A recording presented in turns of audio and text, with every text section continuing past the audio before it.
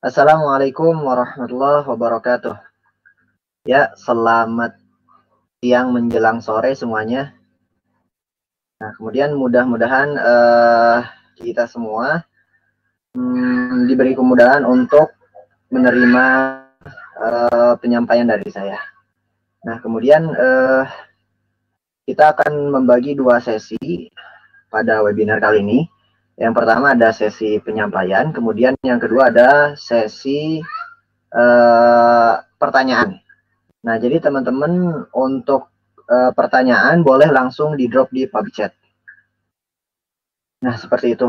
Mungkin saya di sini sebagai moderator juga mungkin ya.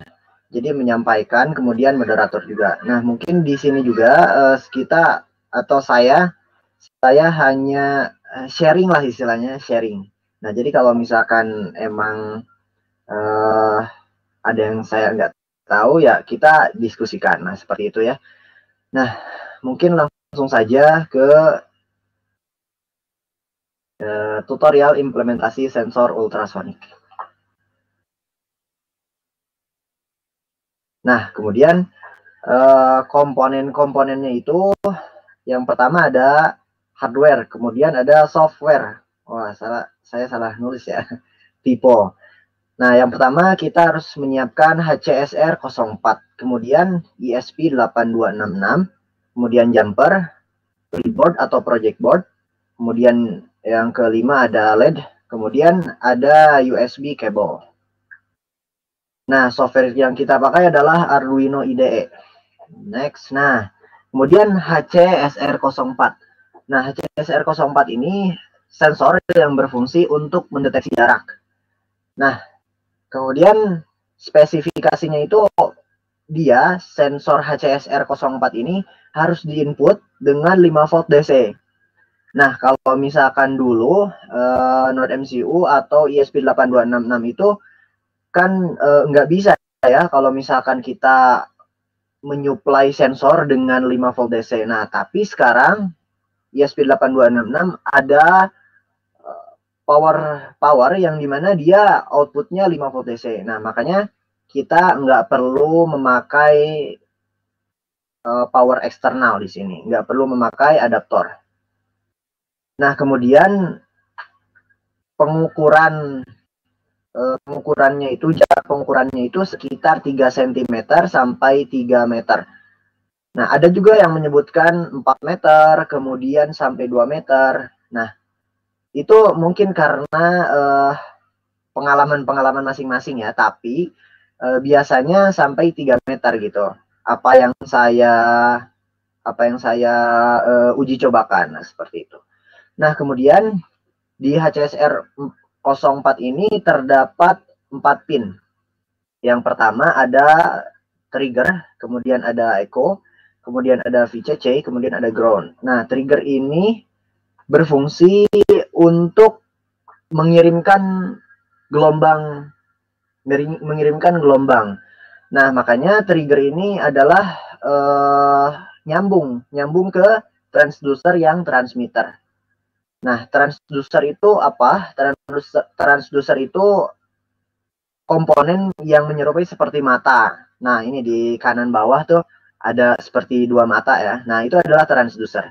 Nah, yang kiri adalah transmitter. Nah, transmitter ini dikendalikan atau dikendalikan bisa oleh trigger. Jadi kalau misalkan trigger itu disuplai daya, maka transducer yang kiri, transmitter ini akan mengirimkan gelombang. Nah, kemudian pin echo itu berfungsi untuk menerima gelombang yang tadi dikirimkan oleh transmitter. Nah, pin echo ini berhubungan dengan transducer yang kanan. Nah, di situ dituliskan ada R ya, teman-teman. Nah, itu adalah receiver. Nah, kemudian ada pin VCC. Nah, VCC ini adalah pin input tegangan yang dimana harus 5 volt DC. Nah, kemudian ada ground, itu untuk output tegangan.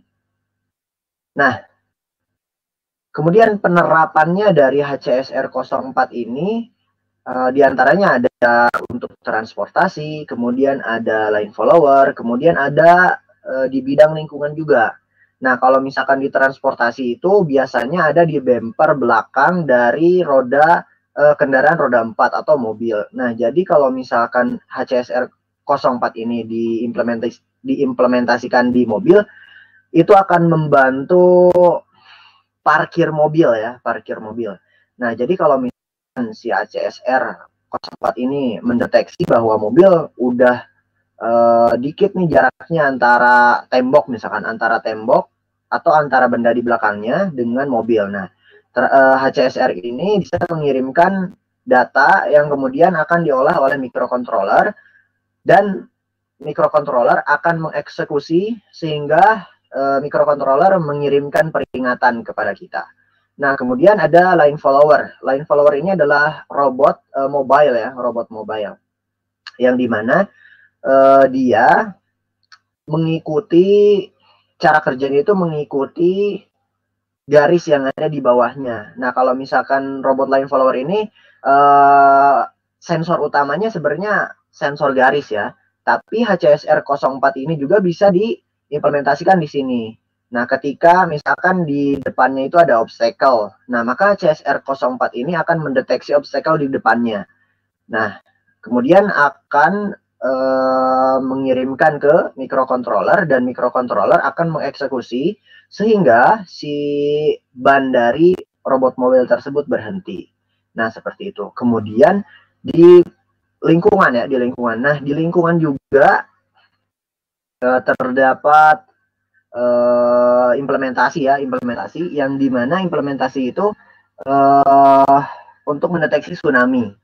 Nah, ini udah diuji coba oleh mahasiswa Unair ya, mahasiswa Unair, yang kemudian si HCSR ini mendeteksi ciri-ciri dari tsunami. Nah, jadi ciri-ciri dari tsunami itu adalah surutnya air dengan kedalaman 2 meter dengan waktu kurang dari 15 menit. Nah, sehingga ketika HCSR mendeteksi surutnya air laut itu, akan langsung beri data ke microcontroller, yang dimana microcontroller akan mengolah data tersebut dan akan memberi peringatan kepada kita, sehingga proses evakuasi dari penghuni atau wisatawan itu bisa lebih cepat dilakukan. Nah, seperti itu untuk penerapannya. Nah, baik, next.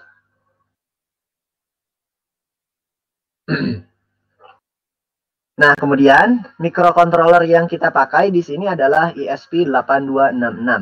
Nah, spesifikasi dari ESP ini adalah dia mempunyai 30 pin ya, 30 pin, yang dimana pinnya itu ada pin VU. Nah, VU ini adalah pin yang menghasilkan output tegangan 5 volt DC. Nah, kalau misalkan sebenarnya VU ini singkatan, teman-teman. Singkatannya itu VUSB, volt USB. Nah, yang dimana volt USB itu 5 volt DC gitu. Nah, kemudian ada juga pin analog dan digital ya. Pin analog dan digital ini dituliskan di sini di ESP8266 ini adalah D0, kemudian D1, kemudian D2, dan seterusnya. Nah, selain VU sebagai tegangan 5 volt DC, ESP8266 ini juga mempunyai tegangan 3 volt, output 3 volt. Nah,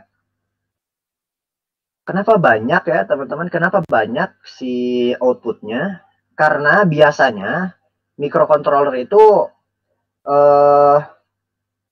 memberikan tegangan kepada banyak sensor. Kalau misalkan kita bikin project ya, kalau misalkan kita bikin project dengan banyak sensor, nah itu tegangan-tegangan output ini sangat dibutuhkan seperti itu. Nah, kemudian ada ground. Nah, di kesempatan kali ini kita hanya akan menggunakan 4 pin ini, teman-teman. Maaf, hanya 3 ya, hanya 3 pin. 3 pin, VU, kemudian analog pin, kemudian ada ground. Nah, ESP8266 ini harus diinput dengan tegangan 5 volt DC. Nah, kemudian outputnya itu berkisar antara 3 sampai 5 volt. Nah, kalau 3 volt itu udah ada ya tulisannya. Tulisannya ada 3 volt. Nah, kemudian kalau 5 volt itu adalah VU ya. Volt USB itu. Nah, kemudian kelebihannya itu ESP8266 ini relatif murah ya, sekitar 25 sampai 50.000 ya. 25 sampai 50.000. Nah, kalau misalkan kita bandingkan dengan Arduino ini, Arduino Uno ya, Arduino Uno. Saya pernah beli Arduino Uno itu sekitar 80.000 ya kalau nggak salah. 80 sampai 100.000. Nah, kemudian selain murah, ESP8266 ini mempunyai modul Wi-Fi. Nah, makanya ESP8266 ini merupakan microcontroller yang bisa menerapkan konsep IoT, Internet of Things. Nah, jadi kalau misalkan ESP8266 ini bisa dijalankan atau bisa dikendalikan di jarak jauh seperti itu.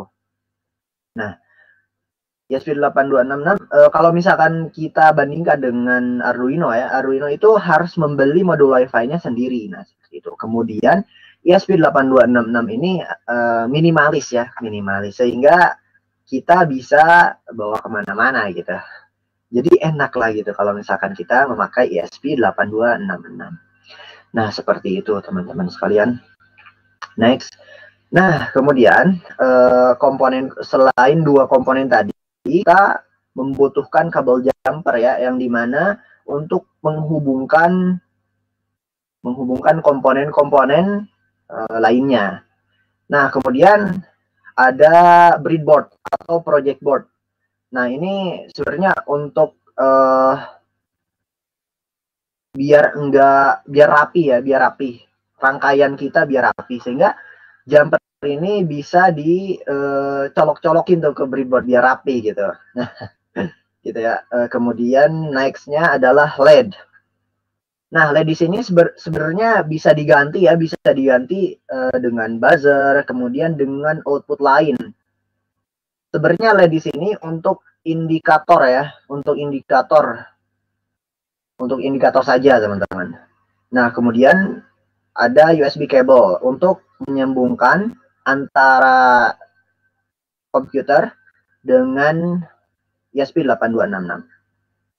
Nah, kita next. Nah, di sini rangkaiannya itu dari HCSR 04. Nah, tadi kan HCSR itu ada trigger ya, trigger. Nah, trigger ini disambungkan dengan D0 atau D0 di ESP8266. Nah, kemudian Echo disambungkan dengan D1 di ESP8266. Nah, kemudian VCC disambungkan dengan VU, Volt USB, ESP8266. Kemudian kalau ground itu, ground dari HCSR disambungkan dengan ground juga. Nah, dengan disambungkan dengan LED yang pinnya itu katode. Nah, katode ini memiliki ciri dari LED itu. Kalau misalkan katode itu yang kakinya, kalau misalkan anode itu yang kakinya panjang. Katode itu negatif, kemudian anode itu positif.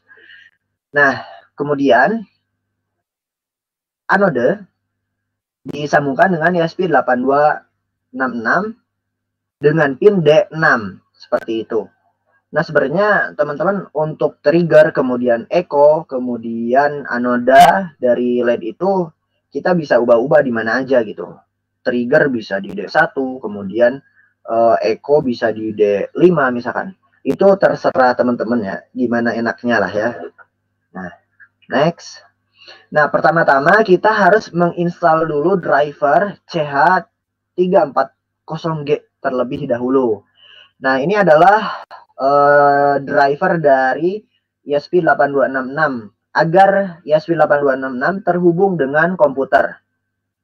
Nah, untuk downloadnya itu di link yang saya ini ya, yang saya tampilkan, dia itu berbahasa ini ya, berbahasa Cina kalau nggak salah. Nah, downloadnya itu ada di button yang warna biru, Pokoknya kelihatan sih, sebenarnya kelihatan.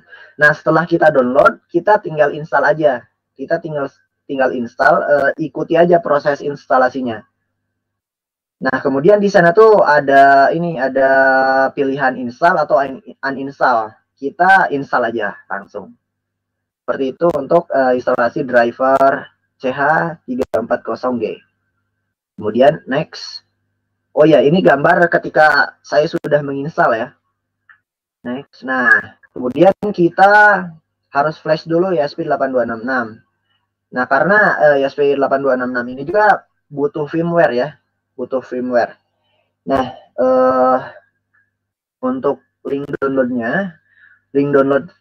firmware-nya ini ditampilkan ya. Kemudian download flasher dari Node MCU ini di sini juga.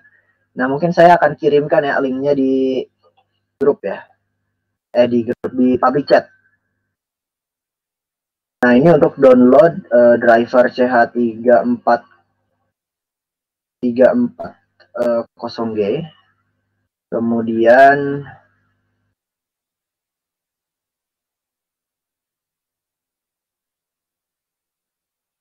nah, ini untuk firmware, ini untuk flasher. Nah, seperti itu ya. Kita lanjutkan. Setelah kita download flasher ESP8266, kita buka.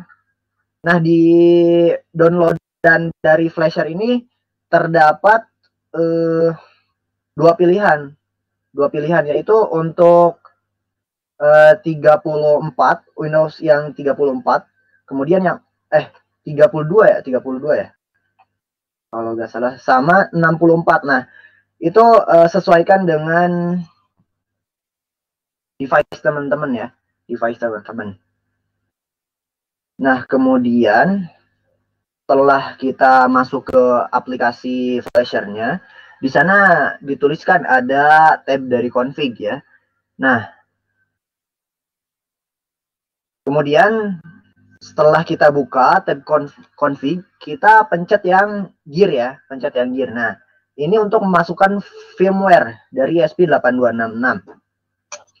Nah, setelah kita masukkan firmware dari ESP8266, itu kita masuk ke menu advance.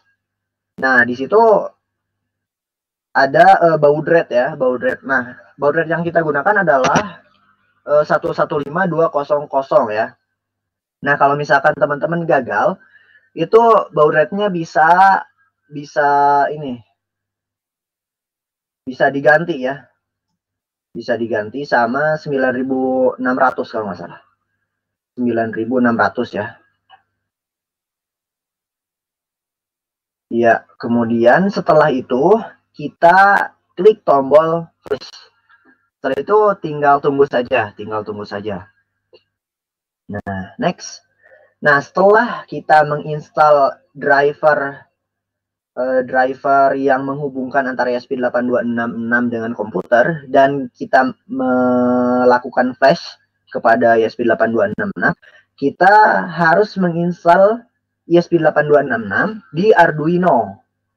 Nah, jadi pertama-tama teman-teman harus masuk ke menu file, kemudian preferences. Nah, di sana ada dituliskan additional board manager URLs. Nah, di sini teman-teman tuliskan link yang saya tampilkan ya. Ini adalah library dari ESP8266. Nah, sebentar saya kirimkan linknya di grup ya. Di grup ya. Di public chat, maaf teman-teman. Kita santai aja ya, kalau misalkan ada yang nanya langsung aja di public chat.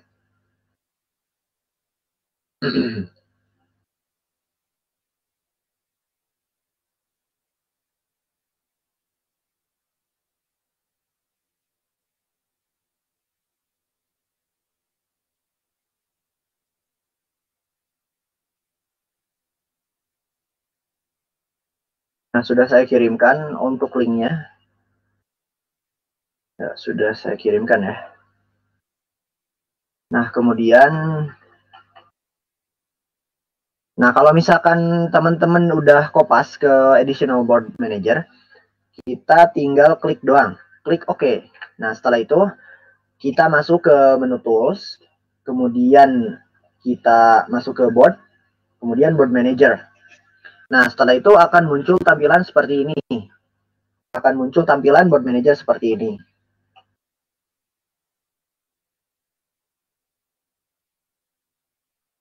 Nah, setelah itu teman-teman hanya klik saja atau ketikkan saja ESP8266 di kolom pencarian. Nah, setelah itu tinggal install ya, tinggal install. Nah, installnya itu ada di kanan bawah, teman-teman, kanan bawah.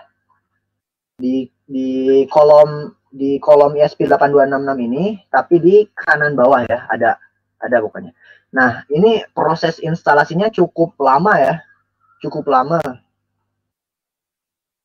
karena salah ya, cukup lama. Padahal library dari ESP8266 ini bisa dikatakan hanya dikit ya, hanya dikit. Nah, terkadang juga suka gagal, tapi coba aja lagi ya, coba aja lagi. Insya Allah bisa.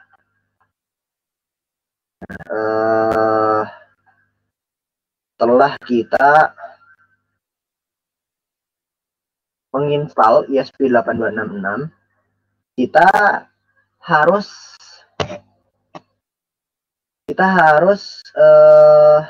ke menu Tools, kemudian ke menu Board yang seperti tadi ya, seperti tadi. Nah, kemudian ke menu Board, ke Board ini. Nah, tapi kalau misalkan kita udah nginstal ESP8266, itu akan muncul menu ESP8266 Board. Nah, setelah itu kita pilih Node MCU V1.0 ya, seperti itu. Nah, setelah kita memilih board ESP8266, kita memilih portnya, teman-teman. Kita memilih port.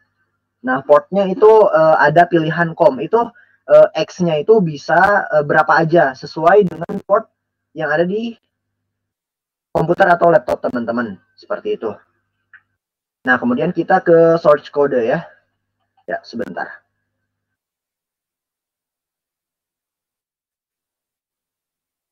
Saya stop sharing screen dulu ya.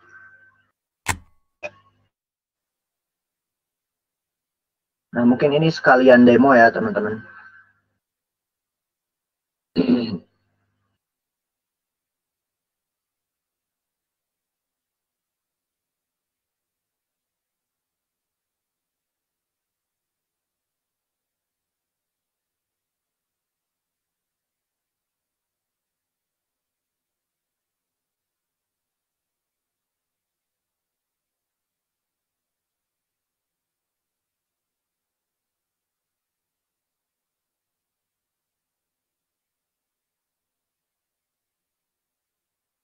Apakah layarnya sudah terlihat?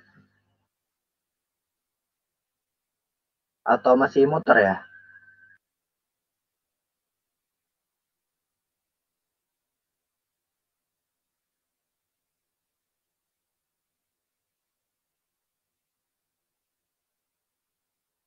Oh, sudah terlihat? Baik.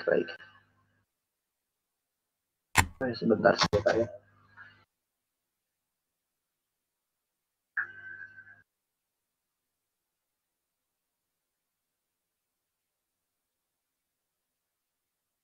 Ini pada sambil praktek ya, teman-teman?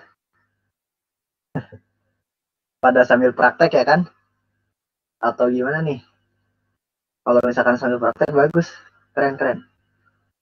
Kita kalau misalkan ingin mencoba HCSR 04 ini dengan ESP, kita hanya menyiapkan budget kurang dari 100.000 ya, teman-teman. Soalnya ESP8266 kisaran 40 lah, sebutkan 40 ya. Kemudian si HCSR ini 25. Jadi udah berapa? 65 ya. Udah 65. kemudian kabel jumper ya. Kabel jumper itu nggak bisa beli satuan, dia harus paket sekitar 10 ribuan, 10.000 berarti 75.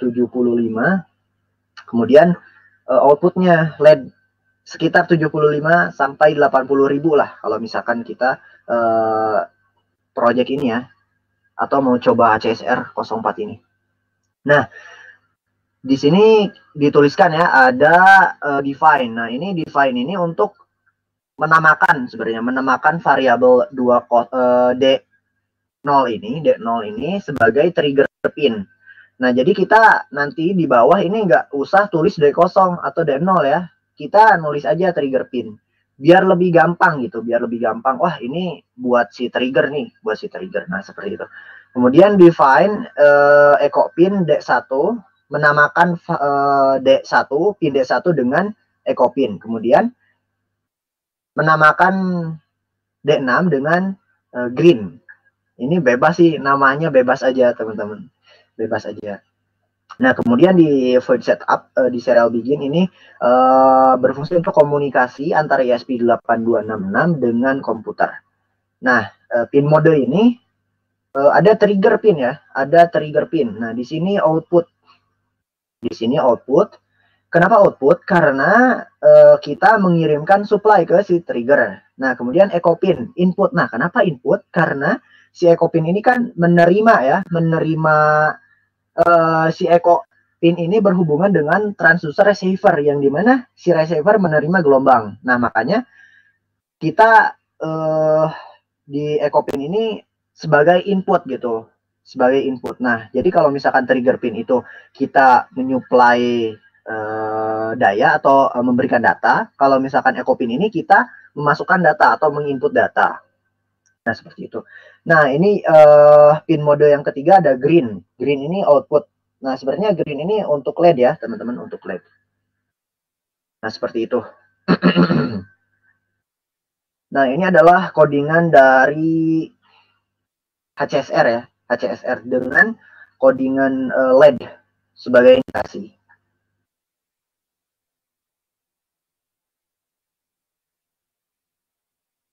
Nah, kemudian di sini di void loop dituliskan ada long. Nah, ini kita nulis duration sama jarak. Nah, ini sebenarnya untuk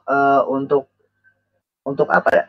Untuk kita istilahnya mengadakan si tulisan duration sama jarak. Kalau misalkan nggak ada si codingan ini, kita nggak akan bisa menemukan kata si duration dan jarak. Nah, seperti itu. Jadi kalau misalkan kita nggak nulisin si duration sama jarak ini, di sini nggak akan kebaca gitu si duration sama jaraknya.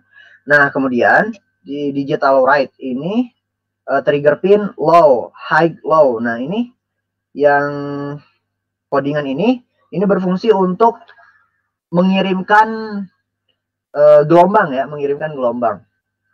Jadi seperti apa ya, pemantik lah, pemantik. Jadi ketika kita mengirimkan output high low, maka dia akan mengirimkan gelombang juga si transducernya melewati trigger pin. Nah, kemudian di codingan yang duration sama dengan pulse in ini kita mendeteksi durasinya berapa gitu, durasinya berapa. Nah, caranya adalah gelombang echo pin yang menerima gelombang dari si trigger pin mengirimkan gitu ya, dari si trigger pin mengirimkan sampai si echo pin menerima itu berapa lama gitu, seperti itu. Nah, kemudian pengukuran jaraknya itu rumusnya seperti ini ya, seperti yang dituliskan. Nah, di serial print ini kita menuliskan jarak sama dengan. Nah, ini kita tuliskan untuk menampilkan di serial monitor. Di sini nih, di serial monitor ya.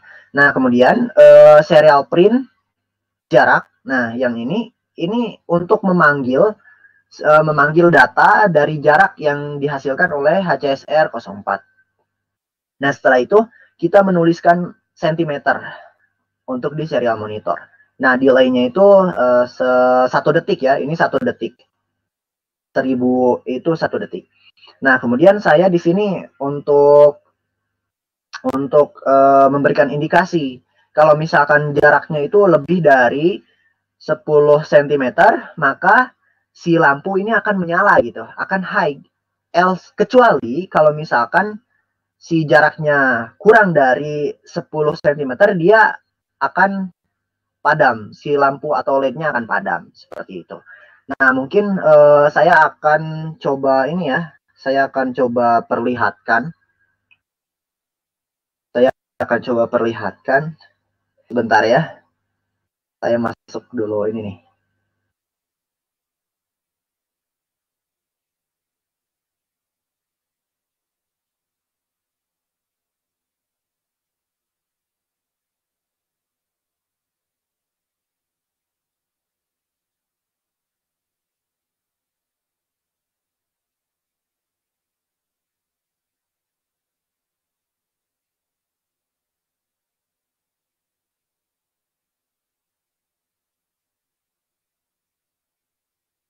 Ya, sebentar ya, saya sedang menyiapkan videonya terlebih dahulu, device untuk memvideo si rangkaian.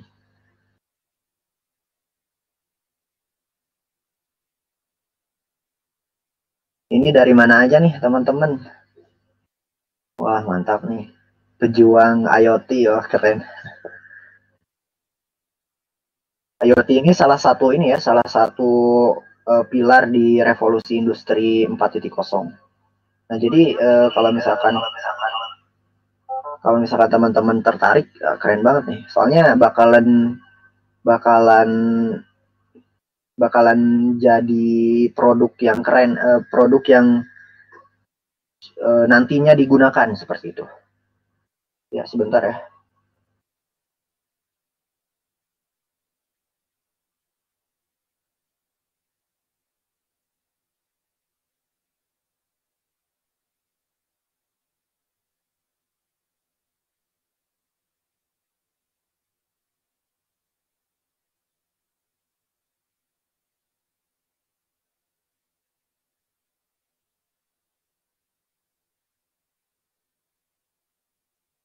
Apa videonya sudah terlihat?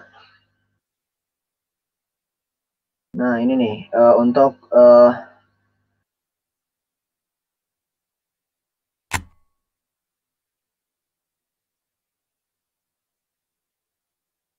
udah ya, udah terlihat. Nah, ini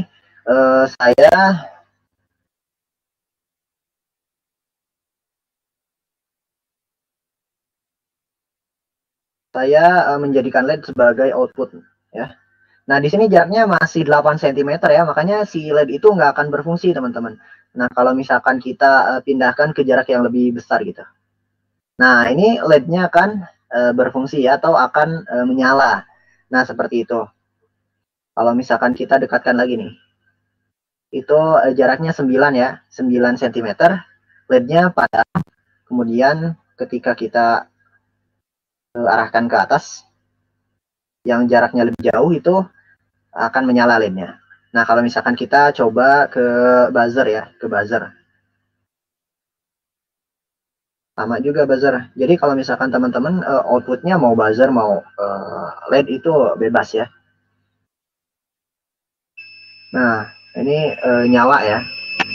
Nyala buzzernya. Nah, seperti itu ya teman-teman sekalian untuk implementasi dari sensor ultrasonik.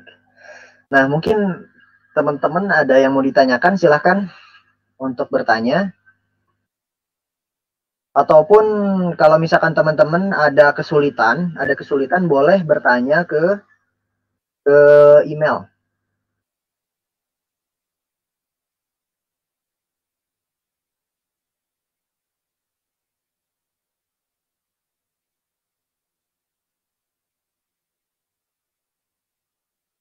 Nah, boleh teman-teman untuk bertanya ke email yang saya cantumkan. Nah, mungkin ini kalau misalkan teman-teman bertanya di email, akan sedikit slow respon ya, akan sedikit slow respon. Nah, kemudian selain teman-teman bisa nanya di email, itu bisa juga untuk menanyakan kepada instruktur atau narasumbernya langsung dengan download Bisa AI Academy. Nah, di sana ada diskusi privat ya, diskusi privat. Nah, kami menganggarkan 30 menit untuk per diskusi privat. Nah, jadi kalau misalkan teman-teman ada kesulitan kesulitan codingan, itu bisa teman-teman diskusi privat ya, diskusi privat. Bisa teman-teman menggunakan fitur diskusi privat di Bisa AI Academy. Nah, seperti itu. Nah, baik. Boleh. Ada yang mau ditanyakan, silahkan. Nah, iya, ini. Nah, ya kalau misalkan ingin materinya dapat diunduh ya di aplikasi Bisa AI Academy. Dapat diunduh di Bisa AI Academy. Ya baik, terima kasih kakak panitia, terima kasih. Nah, kemudian ada pertanyaan dari Mas Viko Aditama ya. Menurut kakak, kapan IoT benar-benar diimplementasikan besar-besaran di Indonesia? Nah, menurut apa yang saya baca ya dari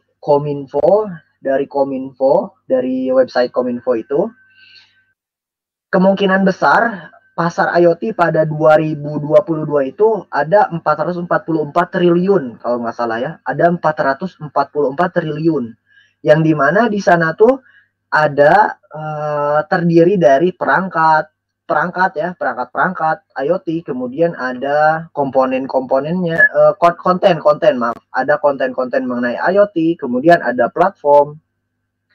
Nah, jadi kembali lagi, implementasi IoT di Indonesia kemungkinan besar ada pada 2022 seperti itu. Nah, kalau misalkan kita lihat implementasi IoT di lingkup masyarakat ini memang belum terlalu terlihat. Tapi sekarang sebenarnya udah ada implementasi IoT di industri-industri. Nah, seperti itu, Mas Viko. Ya, terima kasih telah bertanya, Mas.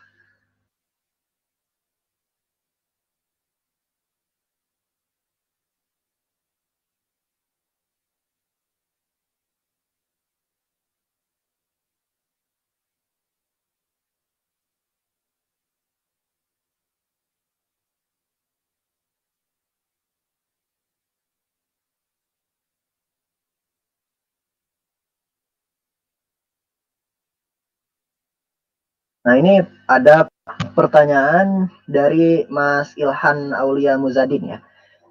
Ingin bertanya, implementasi sensor ultrasonik dan modul microcontroller ESP32 serta IoT di perusahaan contohnya seperti apa? Apakah ada alat di industri yang menggunakan modul microcontroller seperti ESP32? Nah, mungkin saya akan mencoba menjawab ya. Di mungkin salah satu produk dari industri IoT. IoT itu seperti smart home ya. Nah, kita di Bisa AI ini sebenarnya sudah membuat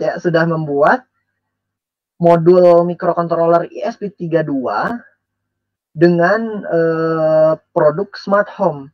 Nah, di sana kita mengintegrasikan aktuator-aktuator, kemudian sensor-sensor, yang dimana di smart home itu terdiri dari smart lamp atau lampu otomatis, kemudian smart fan, kipas, setelah itu smart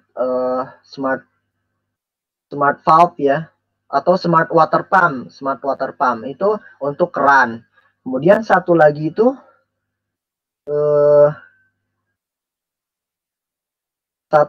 ada sensor Air ya, sensor air. Nah, seperti itu ya, Mas Ilhan mungkin ya untuk jawabannya. Ya, terima kasih telah bertanya.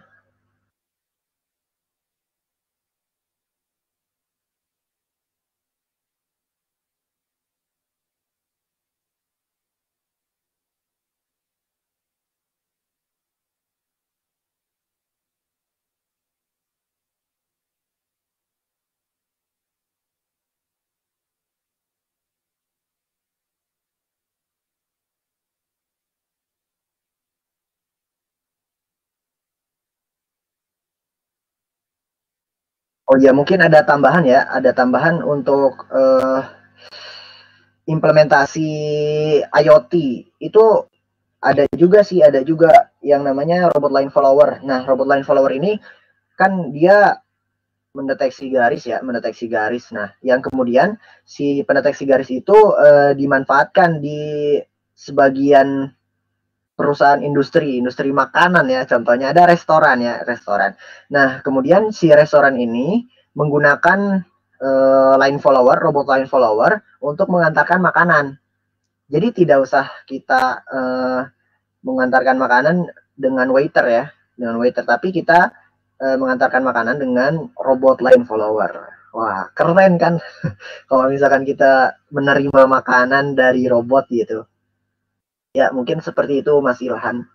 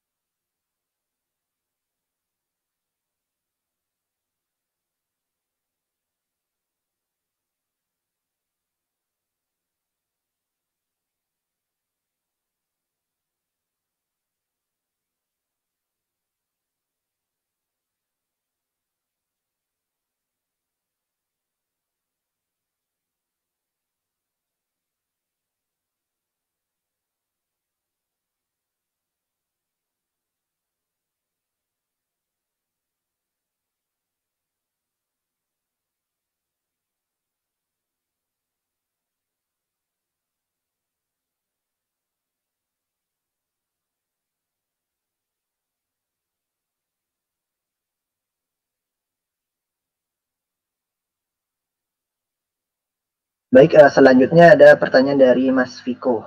Oh iya, sebelumnya Mbak Yeni Safitri ya, belum belum masuk grup ya mungkin. Belum masuk grup.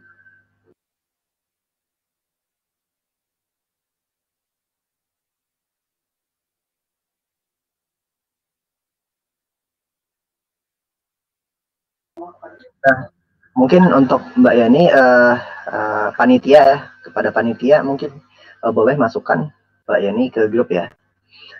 Nah, kemudian dari Mas Viko Aditama nih, kalau robot vakum yang sudah jadi seperti Bardi ya, apakah pada dasarnya juga menggunakan produk-produk Arduino seperti ini atau mereka merancang sendiri? Nah, sebenarnya saya itu untuk robot vakum seperti Bardi ya, khususnya Bardi itu belum terlalu mencari secara mendalam apa yang mereka pakai gitu ya, apa yang mereka pakai. Nah, mungkin kalau misalkan ada ya, ada apa ya, ada aktuator yang khusus untuk menyedot gitu, itu kita bisa apa? Kita bisa bikin sendiri gitu. Nah, sebentar ya, sebentar.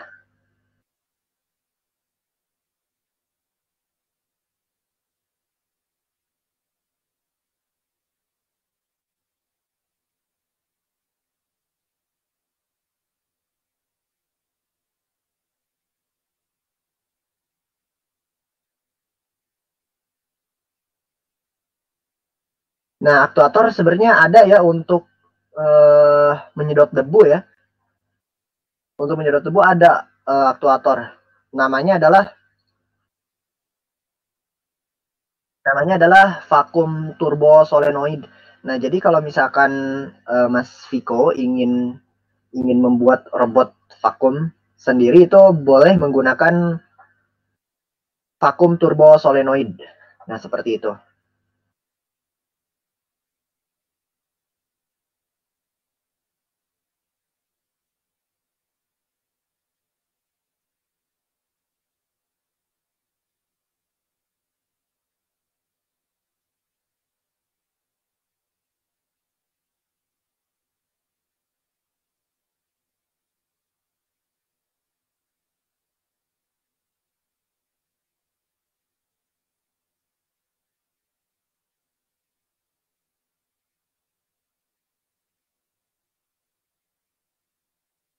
Kemudian ada pertanyaan dari Mas Mulyadi Samadi ya.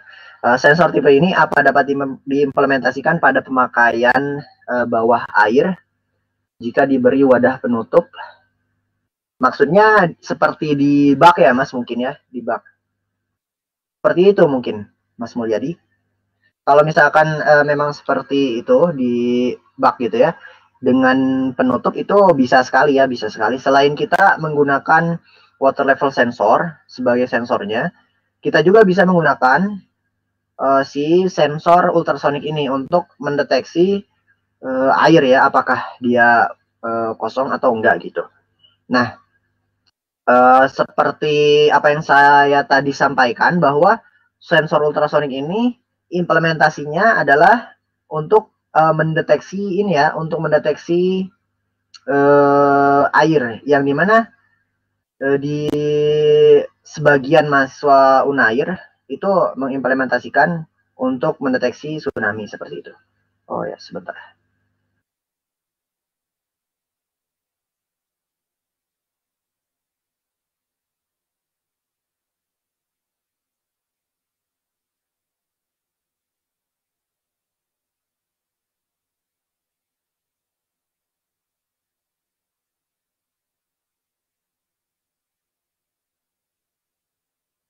Oh, untuk bawah air sepertinya tidak bisa ya, tidak bisa sensor ini, Mas.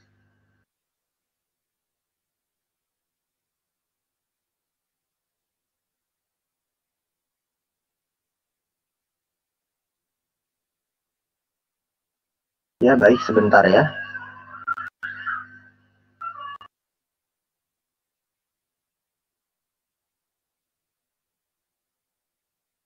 Oh ya, mungkin ini ada Mas Andi nih di sini, ada Mas Andi. Beliau sebagai ini ya, sebagai leader dari IoT. Nah, mungkin dari Mas Andi ada tambahan ya, mungkin ada tambahan.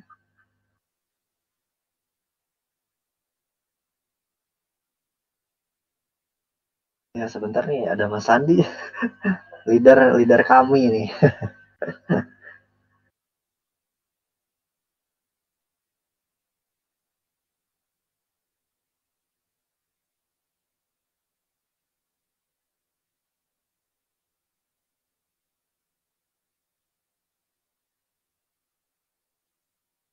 Ya, betul Mas Ilhan. Karena ultrasonik itu berbasis gelombang ultrasonik dia nggak bisa ditutup gitu, nggak bisa ditutup. Terus kalau misalkan si ultrasonik ini memancarkan gelombang, itu harus lurus dengan benda datar di depannya ya, harus lurus dengan benda datar di depannya. Soalnya kalau misalkan nggak lurus, si gelombangnya akan kemana-mana, sehingga si transducer receiver nggak akan bisa menerima gelombang. Nah, seperti itu. Baik, terima kasih Mas Ilhan.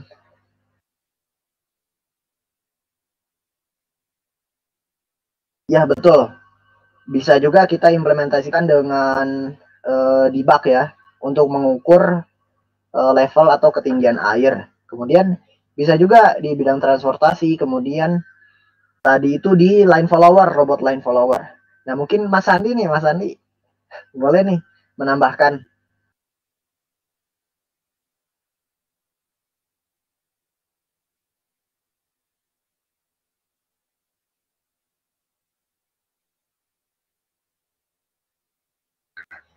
Cek cek. Oh, Baik. sudah terdengar. Pertama-tama sih saya akan menambahkan dulu jawaban Mas Sony untuk Mas Viko ya.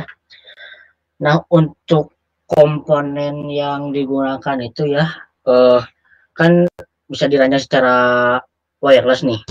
Itu kemungkinan besar bisa menggunakan Raspberry Pi ataupun MCU. Tetapi yang menjadi masalahnya itu apakah bisa dari MCU memberikan tegangan cukup kepada aktuator yang tadi disebutkan oleh Mas Sony. Mungkin seperti itu. Ya, baik, terima kasih Mas Andi telah menambahkan. Oh iya, saya juga ingat kalau misalkan solenoid itu biasanya dia membutuhkan 12 volt seperti solenoid ya, solenoid door lock, kemudian solenoid water pump, kemudian banyak aktuator yang dimana dia membutuhkan 12 volt DC, sehingga kalau misalkan kita integrasikan dengan Node MCU itu nggak bisa. Nah, tapi ada solusinya teman-teman. Solusinya itu kita harus memakai adaptor 12 volt DC. Nah, seperti itu.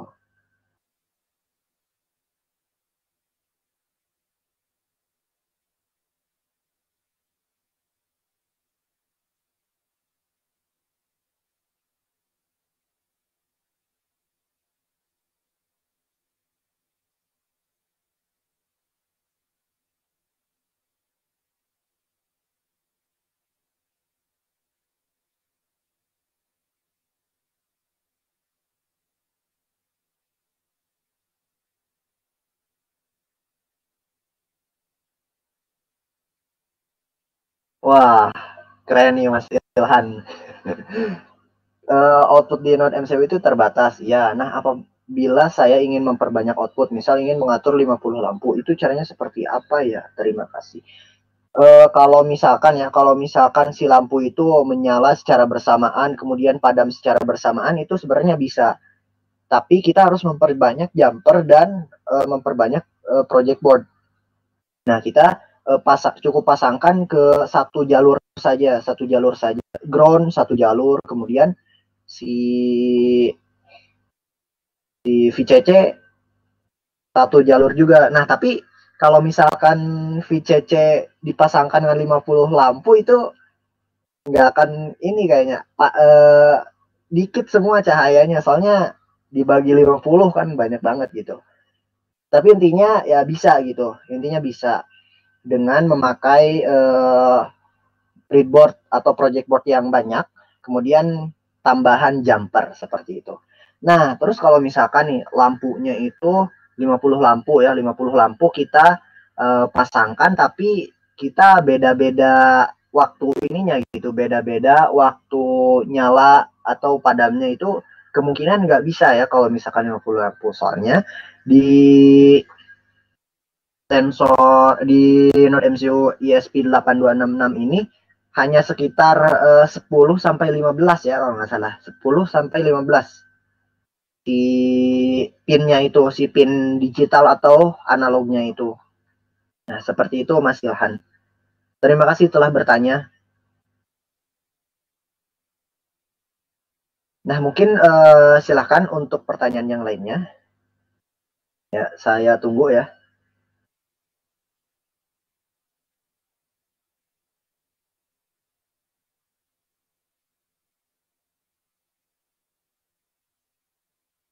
Kalau misalkan tidak ada pertanyaan lagi, mungkin kita sudahi saja webinar kali ini. Ya, saya ucapkan terima kasih kepada semua peserta yang cukup antusias dengan pertanyaan yang lumayan banyak. Nah, kemudian terima kasih juga kepada para panitia yang telah menyediakan atau memfasilitasi, dan kemudian terima kasih juga kepada Mas Sandi ya yang telah datang dan ikut membantu untuk menjawab pertanyaan. Keren, semuanya keren. Nah, mungkin saya Sony Maulana pamit undur diri. Wassalamualaikum warahmatullahi wabarakatuh. Ya, terima kasih semuanya.